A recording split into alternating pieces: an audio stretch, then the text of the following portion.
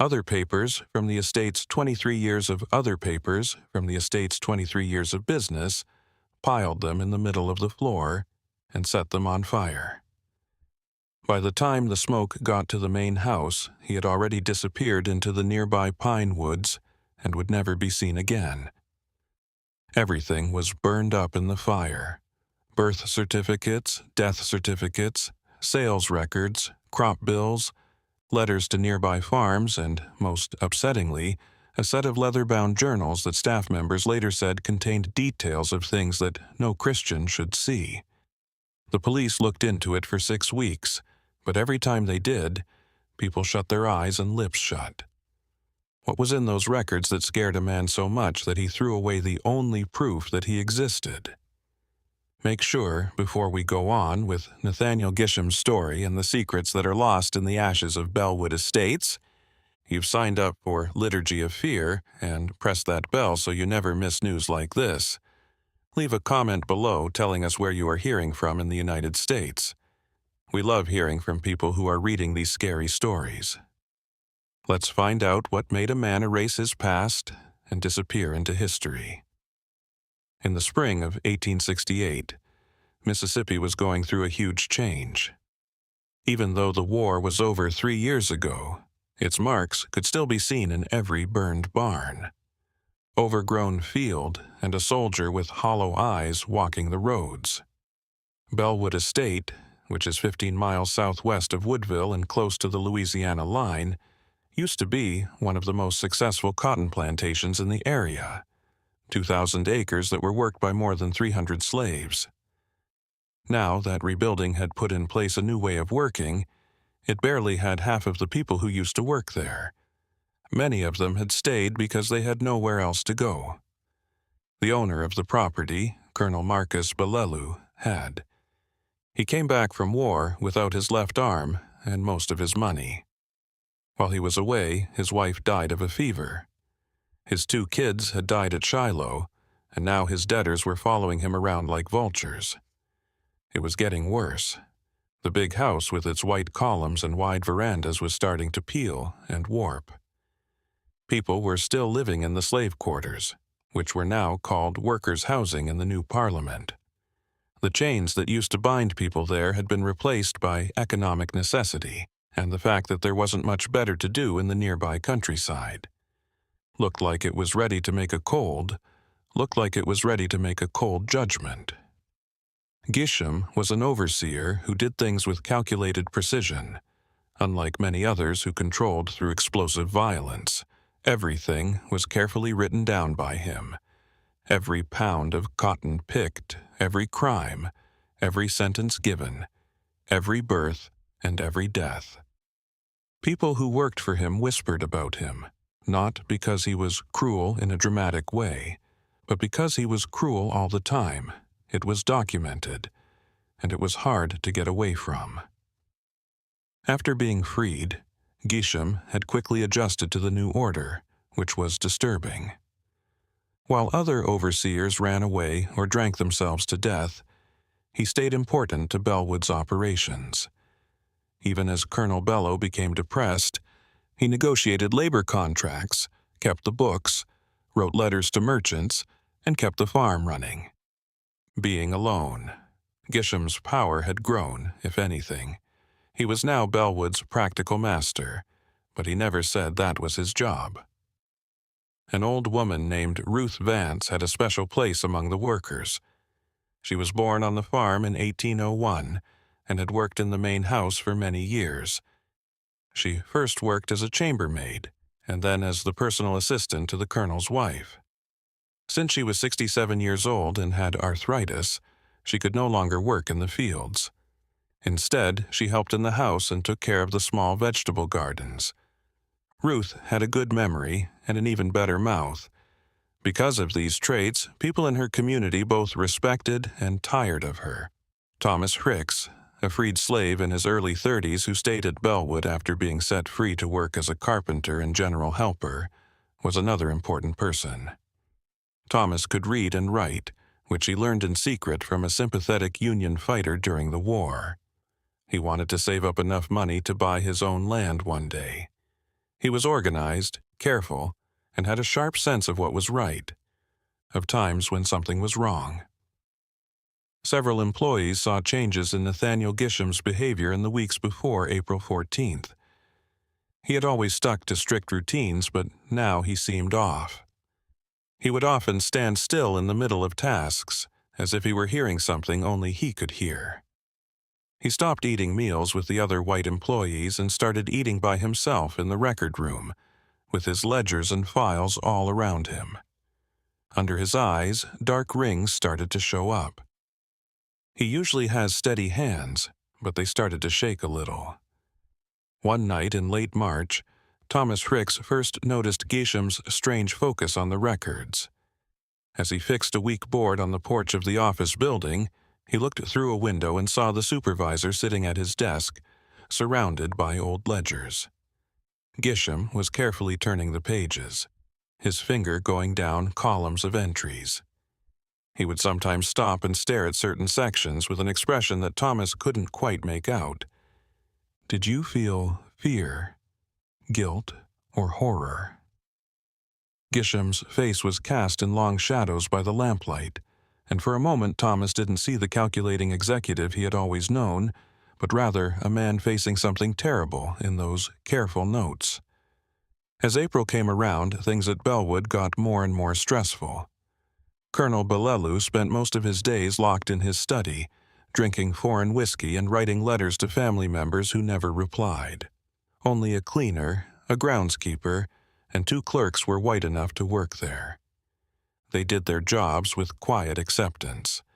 The freer men and women who stayed did their work and then went back to their cabins, where they talked quietly about the strange energy that seemed to be all over the land. Someone was going to be held responsible. Ruth Vance told anyone who would listen, that she could smell it in the air, like old paper slowly burning. It wasn't strong, but she knew it was there. Some people thought this was just an old woman's fantasy, but Ruth had lived, through too much to be easily thrown out. She had lived through the worst years of the plantation and seen children taken from their mothers and men sold away from wives. She had also seen acts of cruelty that were so common that they didn't stand out. People listened to Ruth when she said something was wrong, even if they didn't say it out loud. Gisham's behavior became more and more unpredictable during his last week at Bellwood. Walks around the grounds at odd times, sometimes in the middle of the night, were seen him. Yelled at Thomas when he tried to bring him some notes on his carpentry work. He told Thomas to leave the papers outside and never ever come in without permission. Gisham came out of the record room in the morning of April 13th with a sad face and huffed-up clothes. He went straight to Colonel Bellelu's room and stayed inside for almost 2 hours. Later, people who were there said they heard loud sounds but couldn't make out any words. The colonel asked for whiskey when Gisham left and didn't come out again all day. April 14th, 1868, woke up clear and warm for the time of year. The high 80s were reached by mid-morning, and the air was thick with the promise of showers in the afternoon. The workers at Bellwood did their paid work, which included planting and fixing tools, taking care of the animals, while the strange tension on the farm continued to build like static before lightning. Thomas Ricks was fixing rotting boards on the western porch of the main house when he saw Nathaniel Gisham come out of his small house carrying a big canvas bag. The supervisor had a pale face and a sad, determined look on his face. He took deliberate steps toward the record building, which was a separate brick building about 50 yards from the main house, with small windows that are meant to keep you safe rather than let light in. Gisham opened the door to the record room and walked in. He then closed the door tightly behind him. At first, Thomas didn't think much of it. The supervisor spent a lot of time with his files and ledgers. Thomas thought something was odd about the man, the way he looked around before he walked in, as if to see if anyone was looking, and the way his shoulders were stiff. An hour went by. Thomas kept working on his project. the steady sound of his hammer, setting the time. There were other workers moving around the grounds. The day went on with a false sense of normalcy. Then Ruth Vance showed up on the back steps of the main house with her head tilted as if she were taking a sniff. She asked Thomas, "Do you smell that?" He stopped and put down his hammer. At first, he didn't notice anything out of the ordinary, but then it clicked. A weak, unpleasant smell that smells like burning paper. Right away, his eyes went to the building with the records.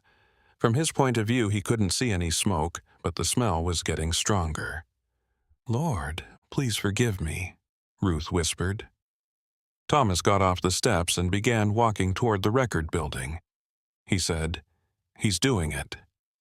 He got closer and could see thin wisps of smoke coming from under the door and through the window frame's cracks. Not only paper, but also leather and cloth smelled stronger. It was the distinct smell of burning books and papers. He ran the last few steps and banged on the door. "There's a fire, Mr. Geesham, sir." Inside didn't answer, but Thomas could hear it. The sound of fire crackling. He hit harder this time. "Hi, Mr. Geesham." Now, other workers had seen. They started to gather, not sure what to do or afraid to act, but they couldn't ignore what was going on.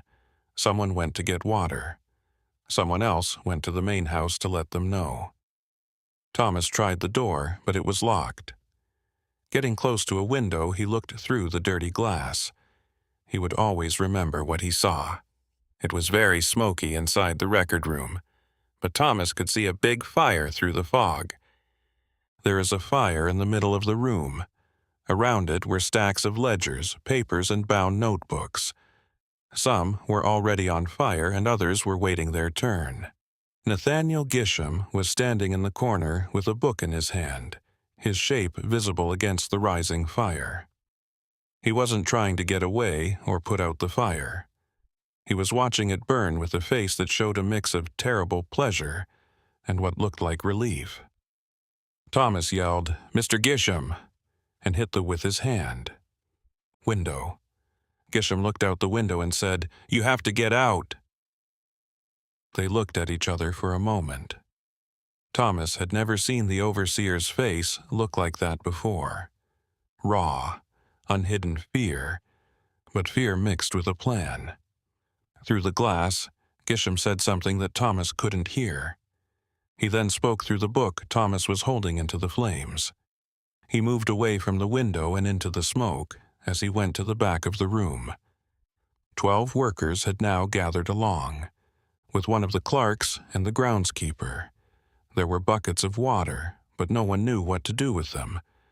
The door was locked, the windows were too small to fit through, and it was clear that the fire could not be put out. The clerk yelled, "Break down the door!" Thomas and 2 other men found a big piece of wood and used it as a sledgehammer. The solid oak door with iron reinforcements didn't give in to their first tries. The thicker smoke was now coming out, making it dark and hard to breathe. Most of the floor was on fire, and the 4th try, the door crashed inward, and on the 5th, something broke. They were pushed back by a wall of smoke and heat. The inside was a fireball. Most of the floor was on fire, and the flames were climbing the walls, eating away at decades of carefully kept records. It was so hot that you couldn't go inside more than a few steps. "Geesham!" was yelled into the room that was on fire. "Geesham, are you inside?" The only sound that came was a roar. "Flames! He ain't in there! Look!" Ruth Vance, who had been standing far away, called out at that moment. She was pointing to the woods beyond the record building. Others looked up and saw a figure moving quickly away from the house. It was hard to see because of the pines and oaks. Nathaniel Geesham's thin build and determined stride could be seen from that far away. It looked like someone was running after him, but the figure was already gone into the thick bush. When a group of men got to the trees, there was no sign of him going in any way. Behind them, the whole building was now a mess. It was only possible to watch the fire and make sure it didn't spread to other buildings. workers got together in bucket teams to wet down the buildings nearby. The main building, which was made of brick, wasn't going to fall down, but everything inside it was turning to ash. Colonel Belelu came out of the main house, drawn by the noise. He just stood there and watched as 23 years just stood there and watched as 23 years' worth of papers were thrown away.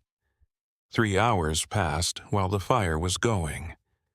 The record building stayed standing even after it ran out of fuel. It had blackened brick walls and a roof that was still on, but the inside was a charred wreck. That which was kept inside, like every ledger, contract, and notebook, was turned into ash and pieces. That night, as the sun went down, through the smoke-filled air, red lights called for help from Woodville.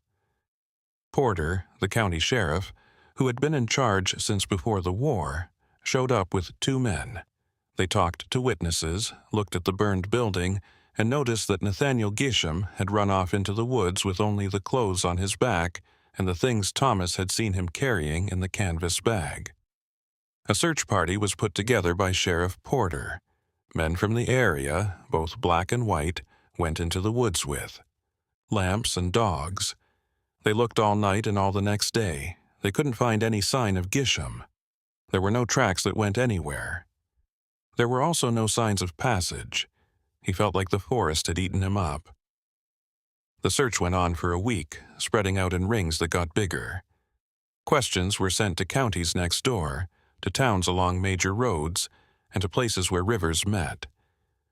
Posts were made with descriptions of Gisham. There was a prize for information. It didn't lead to anything. Nathaniel Gisham was officially declared a runaway on April 22nd by Sheriff Porter. He was wanted for destroying property and not doing what he agreed to do. But Porter seemed to know that it would be hard to find the man.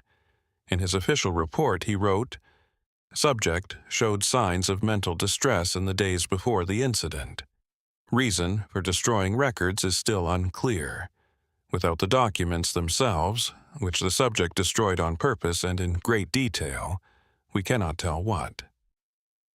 It was the information they held that made him act so desperately.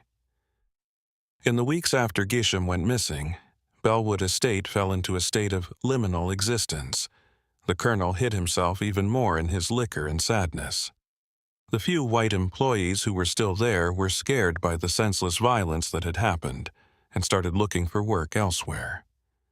Men and women who had been forced to work but were now free were in an odd situation because they were still getting paid to work, when the colonel thought of it. But Thomas Hricks took on more tasks than he was supposed to because there wasn't clear supervision or order.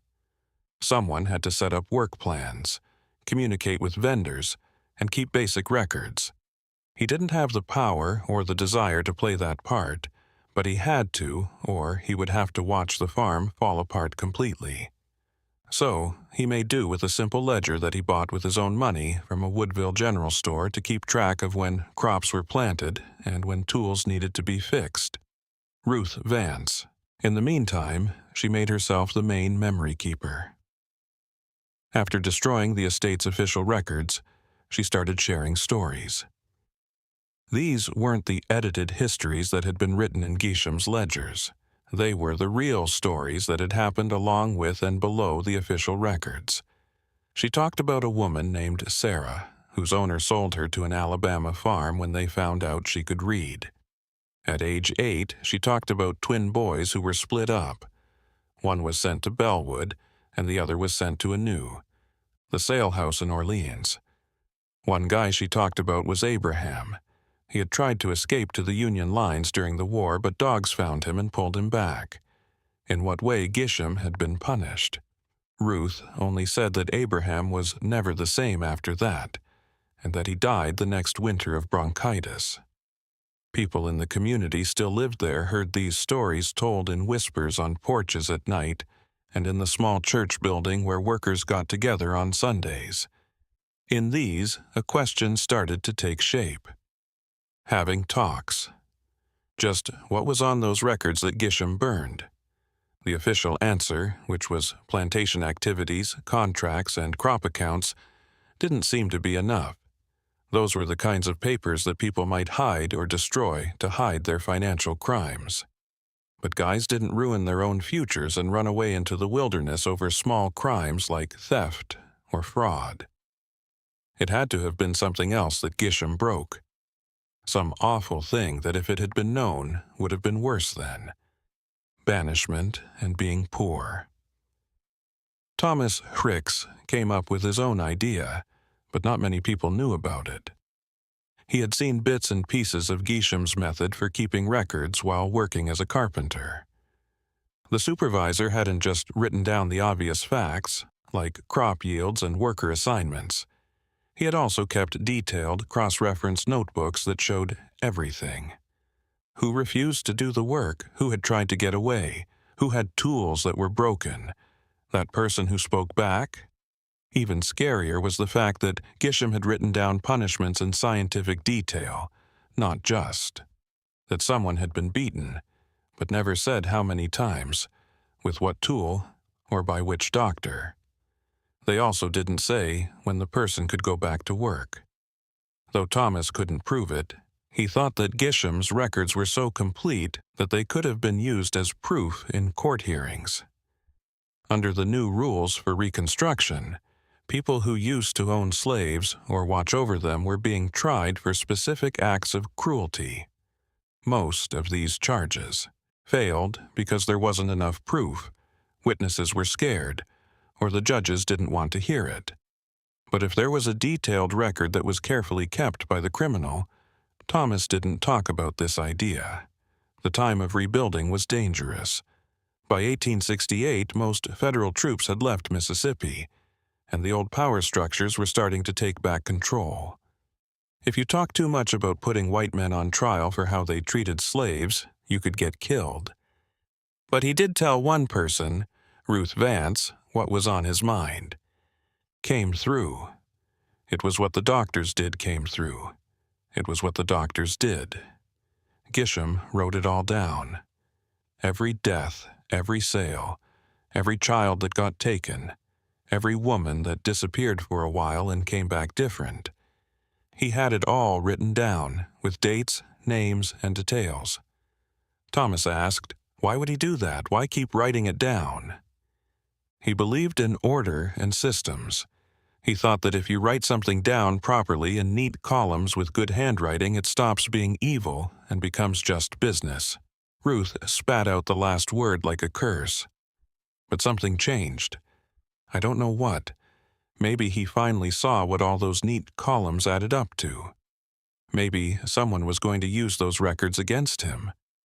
Maybe he just couldn't live with it any longer.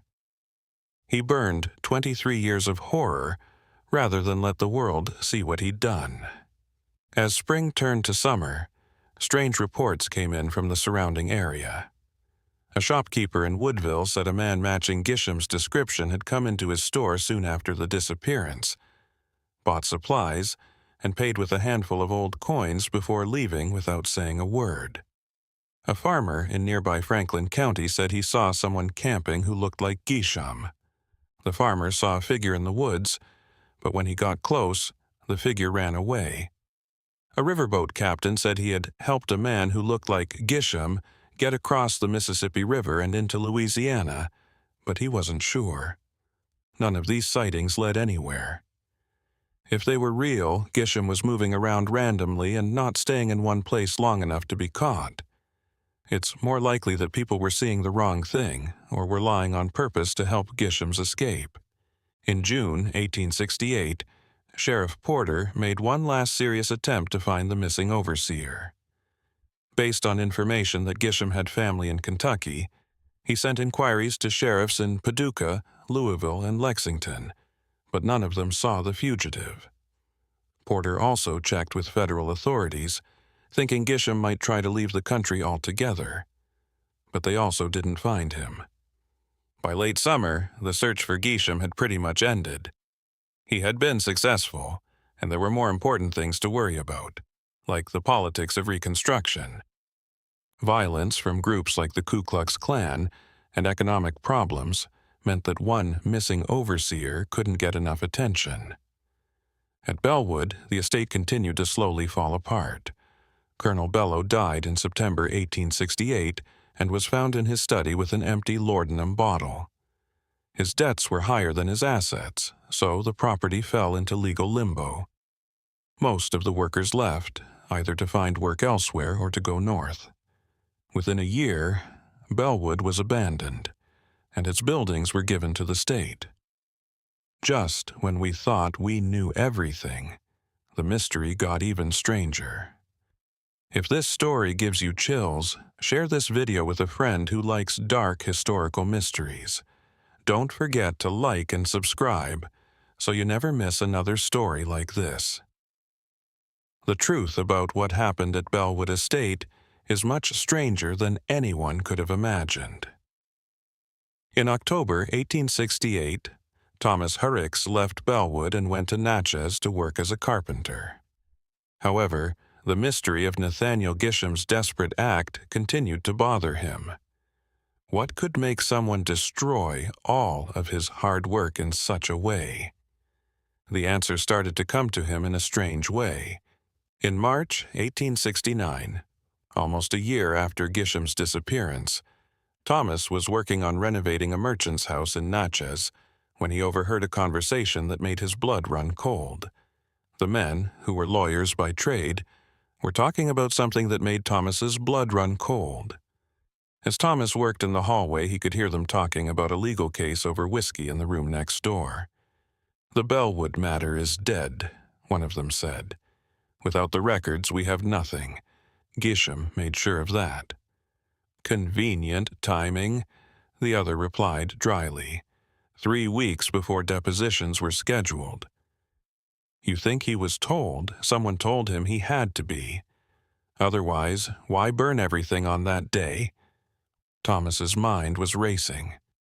He thought the fire was a way to avoid general responsibility, but this made him think of something much more specific. After the lawyers left, Thomas went to talk to one of them, a man named Harrison, who was known for taking on controversial cases. After some hesitation, Harrison told Thomas what was going on, possibly because he was impressed by how smart and educated Thomas was. In early 1868, a freedwoman named Catherine Wells had tried to file a civil suit against the estates. Catherine had been a slave at Bellwood until 1862, when she was sold to a plantation in Louisiana in what she said were both illegal and cruel conditions. Her case was complicated and needed to prove specific dates and transactions, which would have been written down in plantation records. More importantly, federal lawyers were keeping an eye on Catherine's case as a possible test case. If she won, it would set a precedent for other slave owners. The case could lead to hundreds of similar ones across the South, each demanding justice or compensation for specific acts of cruelty that happened during the time of slavery. Depositions were set for early May 1868, and subpoenas were sent out for plantation records from Bellwood and 3 other estates. The legal proceedings were kept pretty quiet so as not to scare witnesses or destroy evidence, but Nathaniel Gisham found out about it. On April 14th, 3 weeks before the law would have required those records to be looked at, he threw them all away. Do you know what happened to Catherine Wells? For Harrison's case, Thomas asked, "Where are the Bellwood records?" Harrison's face darkened. Without them, the case fell apart. She had testimony, but testimony against proof isn't worth much, especially when it comes from a freed woman who questions the word of white plantation families. Thomas felt something cold settle in his chest. The pieces were starting to fit together. Gisham wasn't running away from his own guilt. He was protecting a whole system by destroying evidence that could have held decades of systematic violence legally accountable. Harrison continued, lowering his voice.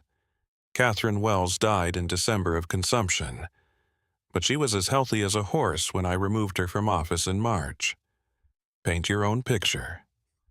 Thomas was shocked by what he learned. He thought he knew how cruel slavery was because he had been a slave himself, But this showed him a different side, the deliberate, calculated effort to erase evidence so that history would be written without uncomfortable details. He started asking careful questions in the Fraudulent community and Natchez, looking for others who had been at Bellwood or knew about Catherine Wells's case. What he found was several possible witnesses were threatened, and one man's house was burned down after agreeing to testify, and another was beaten so badly that he lost the use of one eye. At the center of it all was the fact that someone had told Gisham in time to destroy the records before they could be subpoenaed. Thomas was able to find 2 other people who had been slaves at Bellwood. Their names were Joshua and Violet, and they had both left the plantation after they were freed. They didn't want to talk at first, but they eventually did. Joshua remembered seeing Gisham with visitors in the weeks before the fire. He said that well-dressed white men came in a fancy carriage and stayed with Greekham for hours in the record room. When they left, that's when he started acting strange. Violet remembered that a woman came around maybe 2 weeks before he burned everything down. She was asking questions and talking to people who worked in the main house. We think that was the lawyer woman who was helping Catherine Wells. Thomas put together a timeline. Catherine Wells's lawyer had been to Bellwood in late March or early April to gather information and find possible witnesses. This got to some powerful people, like plantation owners and politicians, who had a lot to lose if records showed their crimes. They told Gisham either directly or through middlemen, and they may have even told him to do it. Gisham had to decide whether to keep his careful records safe or risk getting himself and others in trouble with the law. He chose to set them on fire. But Thomas saw another possibility that was both more hopeful and more tragic.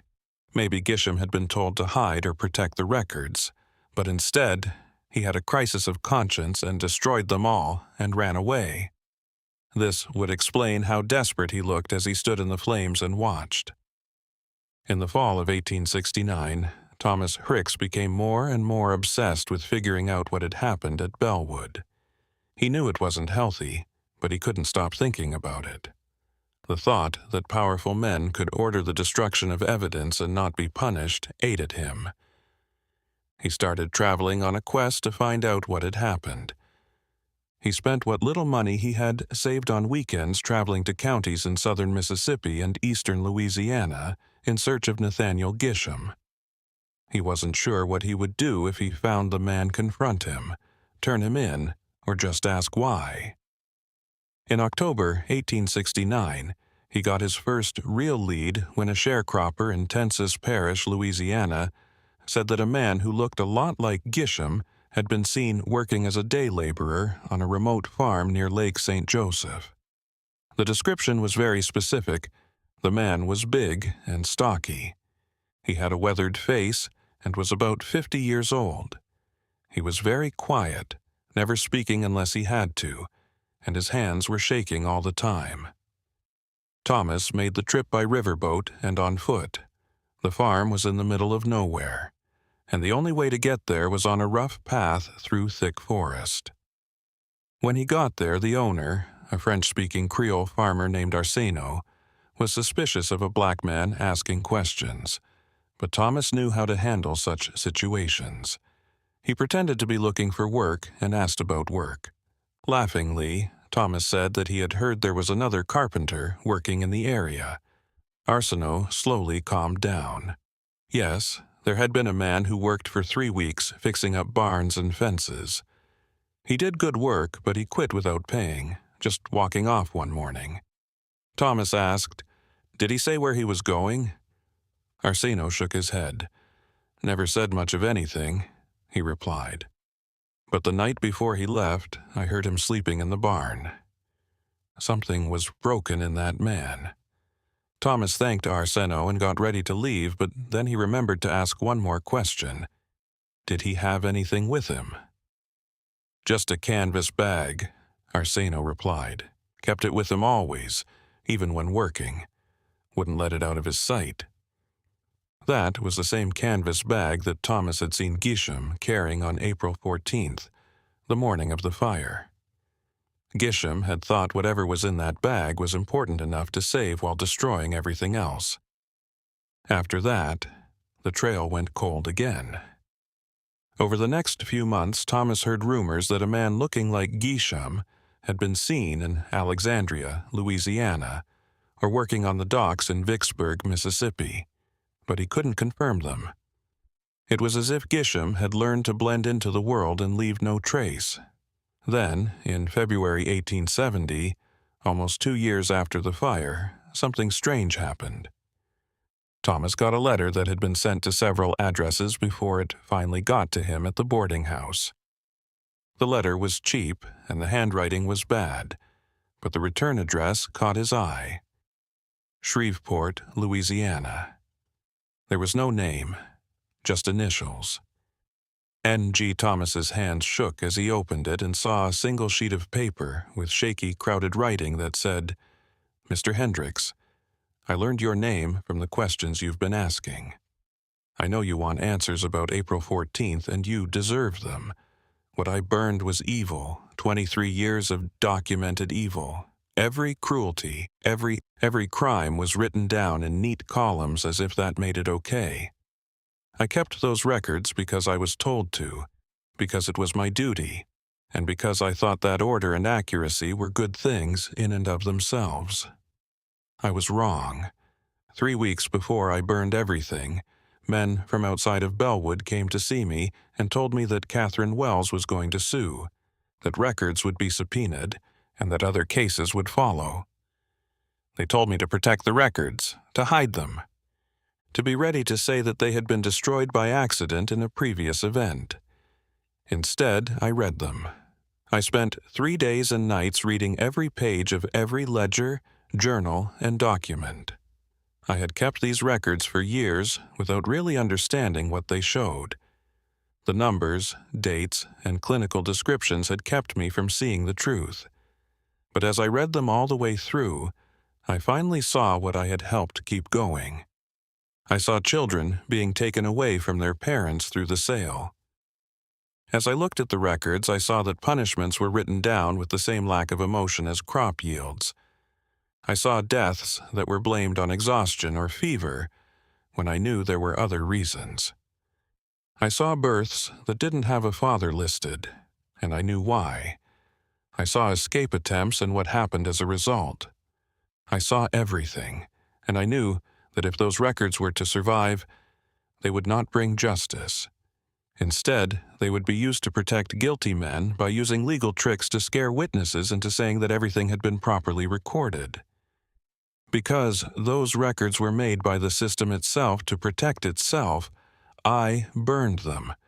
I don't want to be forgiven for what I did for 23 years, but I wanted you to know why I did it. It wasn't to get away from justice.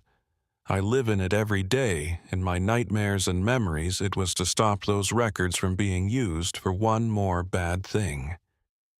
Tell Ruth Vance I'm sorry. Tell Catherine Wells's family I'm sorry. Tell everyone I'm sorry. Thomas read the letter 3 times, his feelings shifting between anger, sadness, and a grim satisfaction. Gisham wasn't really protecting himself. He had made the bad decision that no records were better than records that could be used as weapons by people who had committed the crimes they contained. But there was something else in the letter that suggested Gisham wasn't fully understanding what he was doing. He had destroyed the records, so they wouldn't be misused, but he also got rid of evidence that could have helped some claims for justice. His final action was just as controlling and overbearing as all the years he spent keeping records. He decided what was best and took away even the chance of using those records for accountability. Thomas carefully folded the letter and put it in his journal. He never showed it to anyone else, but he did do what Gisham asked and gave it to him. When he saw Ruth Vance again, he said sorry, but she just said, "Sorry, don't bring nobody back." In April 1870, exactly 2 years after the fire, Thomas Arrix made one last trip related to the Bellwood mystery. He had heard that the abandoned estate was being prepared for sale, with Colonel Bellow's debts finally dealt with in court. He wanted to see it one more time before it went to new owners, but the trip from Natchez took most of the day. When Thomas got to Bellwood in the late afternoon, he was amazed at how much nature had taken over the property. The main house was empty, with dark windows and paint peeling off in long strips. The worker housing had collapsed in several places, and weeds were growing up to the waist in the old cotton fields. Only the record building, with its blackened brick walls, stood tall. Thomas approached it slowly, feeling hesitant for some reason. The door had been taken off, probably by scavengers, leaving the inside open too. He went inside. The fire had destroyed everything that could have caught fire, but the basic structure was still there. The floor was covered with leaves, dirt, and other debris that had been blowing in for 2 years, and there were charred pieces of wood where shelves and desks had once been. The smell of old smoke, mixed with earth and rot, was still there. Thomas slowly walked around the room, picturing it as it had been: walls lined with ledgers, a desk where Gisham had sat and kept his meticulous records, and filing cabinets that held decades of documents. He was about to leave when he saw something that caught his eye. In the far corner, partially buried under the debris, was a piece of metal. Thomas knelt and brushed off the dirt. It was a metal document box, its paint scorched black but its structure still intact. These boxes were used to store very important papers. With his heart racing, Thomas pried open the warped lid. Inside, 3 documents had been miraculously preserved. They hadn't burned. Even though the metal box had burned the edges and some of the writing was hard to read due to smoke damage, the first document was a contract of sale from March 1861. It was about the sale of a woman named Catherine and her 2 children, a boy who was 5 years old and a girl who was 3 years old. The sale price was listed, and the conditions were written down, including the fact that the family had to stay together. But there was another note added in the margin. Perrin Bellow told the woman who moved the children to Bellwood that the children had died of fever, and Thomas was feeling sick. This was Catherine Wells, whose legal case started the chain of events that led to the fire, and Gisham wrote down the lie about her children. The second document was a medical log from the plantation doctor that covered the years 1857 to 1859. It showed treatments given to workers, causes of death, and births. There were many more deaths than births. Some of the things that were written down were exhaustion from work, fever from exposure, and injuries from punishment. One note said, "Child about 6 months died of neglect." Mom got in trouble for not paying attention at work. The third item was a letter from Colonel Bellow to another plantation owner in 1863. It was personal writing. It talked about the war, complaints about the threat to the strange organization, and plans for hiding assets and keeping power, even if the Confederacy lost. The careless brutality in. The wording was beautiful.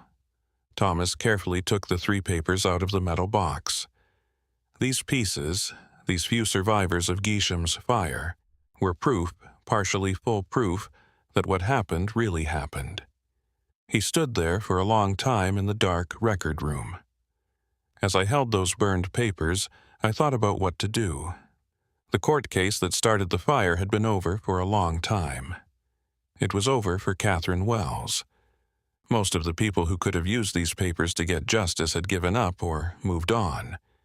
But the papers were true. They showed. That might have been important in and of itself. Thomas chose what to do. He would keep these pieces safe. He would put them somewhere that anyone who wanted to know what really happened at Bellwood and other places like it could find them. He wouldn't let the fire finish its evil job. Thomas saw something else as he turned to leave the broken-down building. Marks were made in the smoke-stained brick wall next to where the metal box had been. Word before he set the fire. It's just a word before he set the fire. It's just a plea, not a reason or an excuse. Thomas ran his fingers over the cut words and felt how rough the edges were. After being careful with the papers, he put them in his leather satchel and left Bellwood Estate for good. Thomas Horrocks gave Harrison the 3 papers that he had found. Lawyer, who had been taking care of Catherine Wells' case. Even though the lawsuit was over a long time ago, Harrison decided to keep the papers in his files as proof that they existed. He also helped Thomas write a statement that said where and how they were found. In the 1890s, when some scholars started to try to record what the slavery system really was like, those records were among the ones they used. They weren't enough to make things right. The people who did the acts that were written down were mostly dead by that time, but they stood as proof. After writing his message to Thomas, Nathaniel Gisham was never seen again. Over the years, there were stories that were sometimes not true. Someone who fits his description working in Texas on a train project. A lone person who lives in the wilds of Arkansas. A body that had drowned in the Red River was found. It could have been him. Nothing is certain. Thomas decided to think that Gisham had been sick with guilt over what he had done his whole life. Bringing that cloth bag with you. He burned everything he thought was too important to lose. He moved around a lot, never being able to settle down or escape his past. It made sense to be punished by having to carry the weight of those records around with you even after you destroyed them, so that you would be chased not by the law, but by memory. Ruth Vance lived until 1876, when she passed away at the age of 75. Once Thomas said sorry, she never mentioned Gisham's name again, but she kept telling her stories, which is a way of keeping history that even fire can't destroy. More than 200 people attended her funeral. Men and women from all over the area who knew her as a memory keeper came and set her free. In the end, a timber company bought the Bellwood farm. In 1875, the main house was torn down. Some of the bricks were saved and used in other buildings. After the trees were cut down, the ground was left to grow wild. Children in the area told ghost stories about the burned-out record shop for many years after it was taken down. In the end, it fell apart during a storm in 1913. Bellwood is almost completely gone now. Someone else owns the land, not marked, highly forested. You can only find the cracks in the ground, the rusty machinery, and the small depressions where worker homes used to be if you know exactly where to look. Catherine Wells was told that her children were dead, but in 1862 they were sold separately to farms in Georgia. Both lived through the war and became free. Their mother never found out that they were still alive, and they never found out what happened to her. Some evil acts reach future generations. Thomas Fricks kept working as a carpenter and rose to become a leader in Natchez' Freedman neighborhood. In public, he never got married or talked about what happened at Bellwood, but he kept a detailed diary that his children and grandchildren would find decades after he died. He thought about what Gisham's fire meant in those pages. He believed that getting rid of the records would get rid of the bad things they showed. Documents don't hold evil, though. It's in the processes that make them, the people who get something out of them, and the societies that let them happen. What happened wasn't erased by burning the proof. It became more difficult to show. Gisham's last act was just as futile as his first. They were trying to decide what history would show and what people would remember. You can't burn memory, though.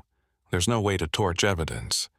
The truth lives on, whether it's written down in ledgers or in the thoughts of people who lived it. The question of what Nathaniel Gisham did that led him to his. The desperate act on April 14, 1868, will never be fully solved. We have his message, the pieces of paper that were saved, and the accounts of people who saw it happen. But what he really felt and thought as he piled up those steps and set them on fire, as well as what he did as he ran into the forest, is still locked away. That might be the last irony. A man who spent his whole life writing things down and believing in the power of accurate recording has left behind a puzzle that can't be solved by any amount of research. Figure it out. It was his own story that turned into what he had always tried to avoid. Something that is remembered badly, argued about endlessly, and understood in different ways by people with different goals. This is what we know for sure. One April morning in 1868, a man threw away 23 years of carefully kept records because he didn't want them to be used in ways he didn't agree with. Each person who hears it will decide for themselves whether that was an act of conscience, cowardice, or cold planning. This case shows us that the past is never really gone. Past. When we keep or lose records, it changes how history remembers us, and sometimes the lives with the most detailed records hold the most mysterious secrets. What do you think about this story? Did Gisham want to make things right, or was he just trying to keep powerful guys from getting caught? Tell us what you think in the space below. If you liked this scary story from American history, please subscribe to Liturgy of Fear, hit that bell, and share this video with someone who likes secrets from the past. Remember what sometimes until next time. We try very hard to forget is what stays with us the longest.